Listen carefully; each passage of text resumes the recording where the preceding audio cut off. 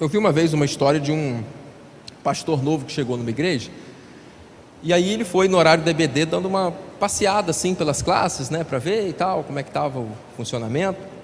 Aí chegou na classe dos adolescentes, e a professora ficou toda animada, os alunos ficaram, ih, rapaz, o pastor veio aqui na sala e tal. Aí a professora falou assim, pastor, os nossos adolescentes aqui são ótimos, gostam muito de estudar, sabem uma porção de coisas, o senhor pode perguntar qualquer coisa para eles, eles são muito inteligentes. Pastor, beleza. Aí virou para umzinho assim e falou assim, você, meu rapazinho, me diz uma coisa, quem que derrubou as muralhas de Jericó? O menino arregalou o olho, falou assim, pastor, não fui eu não. Fui eu não, pastor. Aí o pastor ficou meio bolado assim, olhou para a professora, tipo assim. A professora falou assim, pastor, a família dele é muito boa, esse menino foi criado na igreja, batizado desde novinho, se ele está dizendo que não foi ele, é porque não foi mesmo não. Aí o pastor saiu tontinho da sala, falei, que isso, cara, que doideira. Aí ele encontrou o tesoureiro no corredor. Aí ele falou assim, meu irmão, acabei de sair da sala de adolescentes ali, perguntei quem que tinha derrubado o muro de Jericó, o rapazinho lá falou que não foi ele não. Aí a professora apoiou, falou, realmente, se ele disse que não foi ele, é que não foi ele não. Aí o tesoureiro falou assim, pastor, a gente tem um bocado de dinheiro guardado na poupança, não importa quem derrubou, mas se quiser reconstruir, a gente reconstrói, pastor. Vamos começar a estudar então os livros históricos, que são 12, compreendidos então desde Josué até Ester, e que abrangem um período imenso, historicamente falando, que dá quase um milênio. Porque estudar história é importante.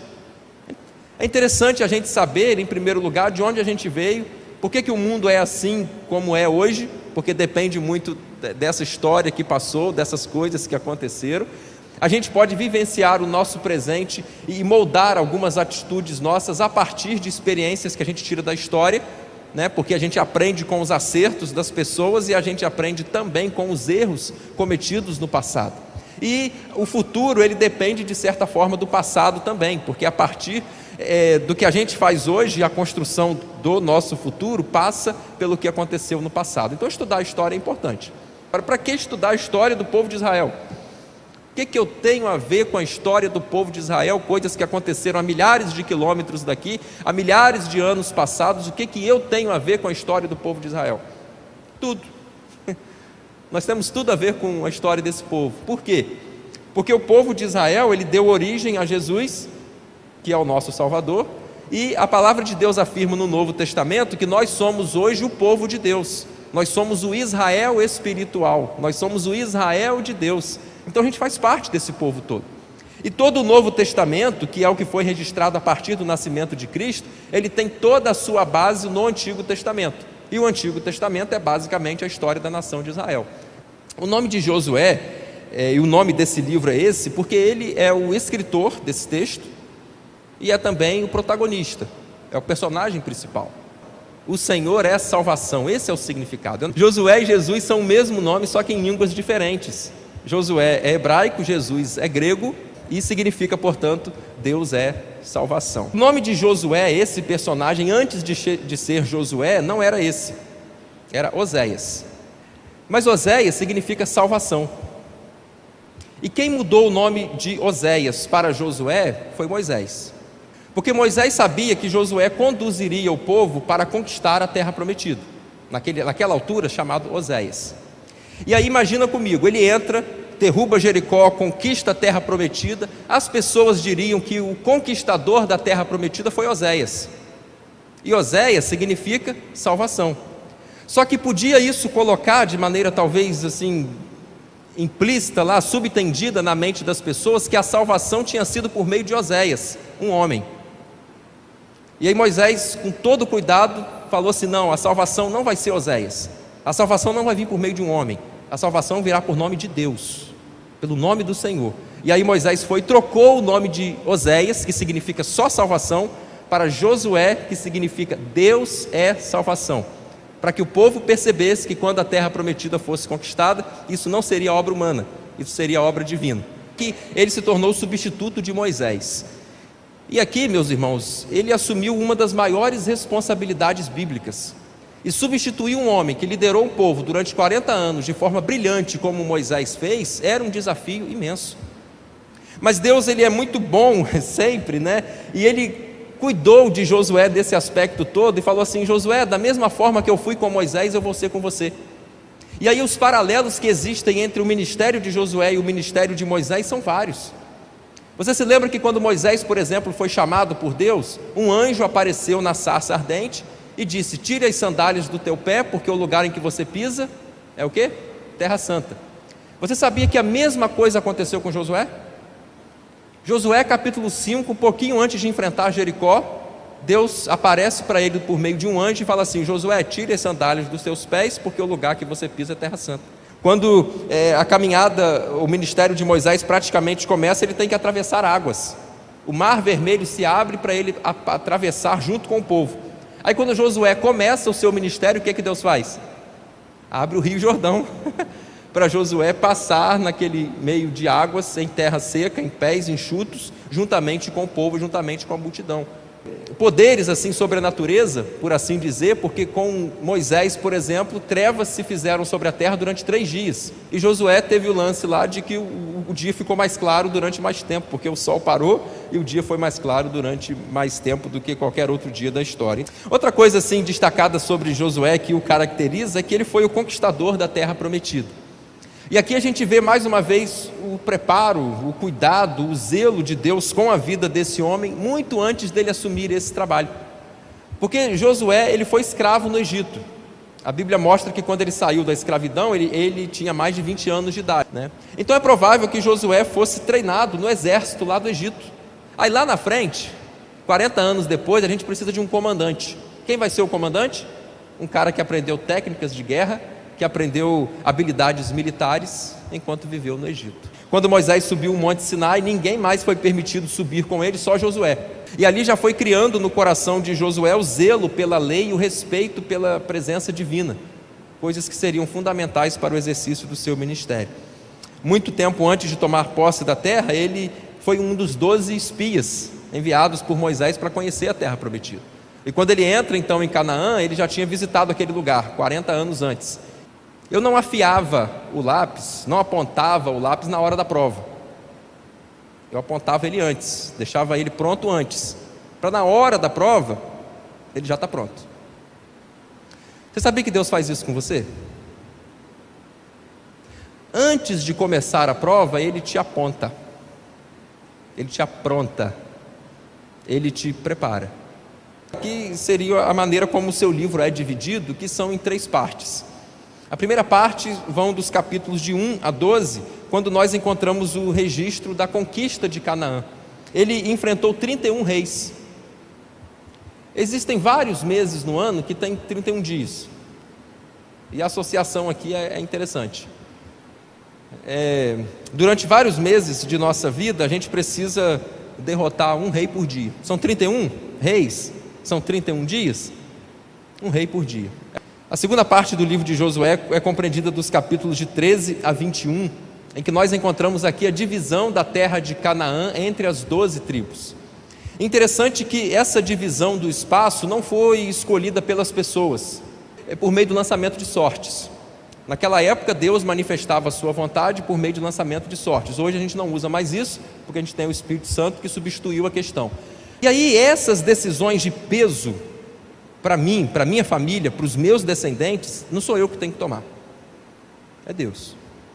E o último tópico, o último trecho do livro de Josué é quando nos capítulos finais de 22 a 24 nós encontramos os atos e os discursos finais de Josué. Seus últimos atos foram exemplares e as suas últimas palavras foram desafiadoras. Josué foi um grande homem. A primeira grande lição assim que eu aprendo no livro de Josué é que Deus cumpre as suas promessas. 600 anos depois, Josué conquista a terra que Deus tinha prometido a Abraão. Irmãos, os céus e a terra podem passar, mas a palavra do Senhor permanecerá. Promessas de Deus são cumpridas, sempre, porque não existe ninguém tão fiel quanto o Senhor. E precisa haver uma conciliação muito grande entre fé e obras. E o exemplo que a gente encontra claro e prático nesse livro sobre isso é Raabe. Raabe era uma prostituta que vivia em Jericó. Ela escondeu os 2 espias que Josué enviou para aquela cidade. E ela fez isso, escondeu esses 2 espias, porque ela tinha temor ao Senhor, porque ela tinha ouvido falar do que o Deus de Israel era capaz de fazer. E quando a gente vai para o capítulo 11 de Hebreus, que é aquela galeria dos heróis da fé, a gente vê registrado ali só o nome de 2 mulheres, só 2. Uma é Sara, esposa de Abraão, e a outra, Raabe, na galeria dos heróis da fé. Quando Tiago, no capítulo 2, naquele famoso trecho que ele faz a associação entre fé e obras, dentre vários exemplos do Antigo Testamento para dizer que a fé tem que estar conjugada com obras, Tiago escolhe 2 exemplos. Ele escolhe Abraão e Raabe. Na genealogia de Jesus, em Mateus 1, a gente encontra o nome só de 5 mulheres: Tamar, Ruth, Batseba, Maria e Raabe. Percebe o que aconteceu com essa mulher? Porque ela expressou a sua fé por meio de suas obras. Outra lição que eu aprendo do livro de Josué como um todo é que o pecado sempre trará derrotas. Quando o povo de Israel conquistou ali Jericó, Josué disse o seguinte: olha, ninguém vai pegar nada de Jericó, tudo vai ser anátema, tudo vai ser maldito. Aí depois de derrotar a grande Jericó, eles foram para uma cidade pequenininha chamada Ai. E o que aconteceu? Perderam. Israel perdeu uma batalha para Ai, uma cidade minúscula. E aí eles foram, Josué não entendeu, questionou Deus, e Deus falou assim: porque tem pecado no meio do povo. Aí lançaram sortes, foi lançando, caiu em Acã.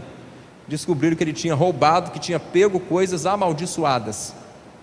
Ele tinha pecado, e o pecado destruiu todo mundo, afetou todo mundo. Irmãos, a gente às vezes não pensa, mas o pecado é tão sério que ele pode afetar uma estrutura inteira. Uma nação inteira perdeu por causa do pecado de um homem. Outra coisa que eu tiraria de lição aqui é o poder da oração. Um dia Josué estava numa batalha, enfrentando vários reis, e o dia foi acabando. Josué disse: Senhor, o dia de 24 horas está pouco para mim. E Josué falou assim: Deus, eu queria que o dia fosse mais longo, para dar tempo de eu fazer tudo o que eu preciso fazer hoje. O senhor pode dar uma força aí para mim? Eu queria que o sol parasse. Simples assim. Eu queria que o sol parasse. E aí Deus fez o sol parar. Por causa da oração de um homem, o planeta Terra experimentou um dia único, que foi o dia mais longo da história. A oração de um sujeito fez Deus parar o sol. Como é importante ter toda a família servindo ao Senhor. Capítulo 24, versículo 15, é o texto, um dos mais conhecidos deste livro, em que Josué fala: olha, vocês têm que escolher hoje a quem vocês vão servir, se os deuses a quem serviram os vossos pais no passado, ou se os deuses a quem servem os amorreus hoje. A questão é a seguinte: eu e a minha casa serviremos ao Senhor. Deve ter um bocado de gente aqui que sofre com isso, que sonha no dia em que poderá dizer como Josué disse: eu e a minha casa serviremos ao Senhor. Fica firme, meu irmão, Deus vai te dar essa bênção ainda. Aguenta, chora diante de Deus em oração, espera, testemunhe, e Deus vai te dar essa bênção, amém? Josué é um tipo de Cristo. Por quê? Porque Deus chamou Moisés para levar o povo para conquistar a terra prometida, certo? Só que Moisés não conseguiu, Moisés não completou o seu objetivo. E quem que conseguiu fazer isso pelo povo? Quem que fez isso pelo povo? Josué. Moisés é o grande representante da lei, e Josué seria o grande representante da graça. A lei, por mais que se esforce, por mais que caminhe, por mais que faça muitas coisas, a lei não vai levar a gente para a terra prometida. Quem vai levar é a graça. Quem vai levar é Jesus, que atua por meio de sua graça. Porque ele veio, lutou as batalhas que precisavam ser lutadas e deu para o povo de presente a terra que ele prometeu. Jesus fez isso, fez o que a lei não pôde fazer, lutou por nós as nossas batalhas, conquistou a terra prometida, o céu, e nos deu. Josué é o Jesus do Antigo Testamento. Outra coisa de tipo de Cristo em Josué é um anjo comandante do exército do Senhor. É o que a gente chama na teologia de Cristo pré-encarnado. Aquele fio vermelho identificando a casa de Raabe era como se fosse um rastro do sangue de Cristo. Impressionante. Quem olhasse de fora assim, está tudo destruído, só ruína, só morte, só destruição. Mas tem uma que está de pé. É qual que está de pé? É a que tem um fio vermelho. É qual que está de pé? É a casa que teve fé. Mas tudo caiu, mas ele está de pé. Por quê? Porque tem fé. Porque tem um fio vermelho do sangue de Cristo passando ali. Eles não tinham ideia do símbolo incrível que eles estavam fazendo de Cristo ao pendurar um fio vermelho numa janela. Se você colocar o sangue de Cristo sobre a tua casa, ela vai ser protegida. Algumas considerações para a gente ter uma noção do livro como um todo, né? E deu para perceber como que é um livro especial, como que é um livro interessante, como que é um livro diferenciado. É o livro das conquistas. É o livro das conquistas. E se você está passando por algum período de batalhas em sua vida, o livro a ser lido hoje é o livro de Josué.